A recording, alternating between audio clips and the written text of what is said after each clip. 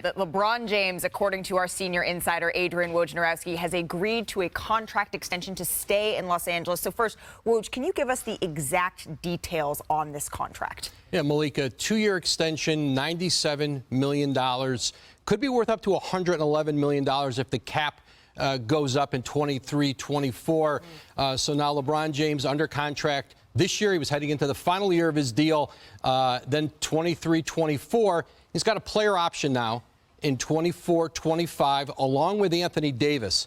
And so the Laker organization now, they can have potentially about $20 million in cap space this summer. And then the following year, where really Davis and LeBron James are really the only two under contract based on the current roster, they'd be able to add another max player or split the money up among more players. Right. But I think for LeBron James, the timing right now, listen, this is where he wants to be. There's nobody who potentially would have cap space next summer that would interest LeBron James to even look at free agency.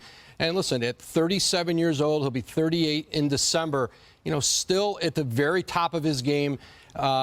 And with this contract, Malika, now $532 million in career earnings. That surpasses Kevin Durant's guaranteed deal, the most that any player in the league.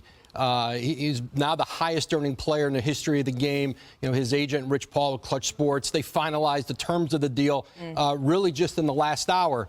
And now LeBron James under contract with a player option through 24-25. You touched on this a little bit, but finalizing the details in the last hour, he was eligible starting a couple of weeks ago to work toward this extension, Woj. Why now? Well, I think for LeBron James, he keeps control of his future. Now, he's not eligible because it's an extension and not a new contract for a no-trade clause. You saw Bradley Beal get that with Washington, but because they're doing an extension, you can't now include that into the deal. But now he's got essentially, a $50 million salary. Also, I'm told in the deal, a 15% trade kicker. And then his stature, who he is, and this organization. LeBron James is not going to be traded.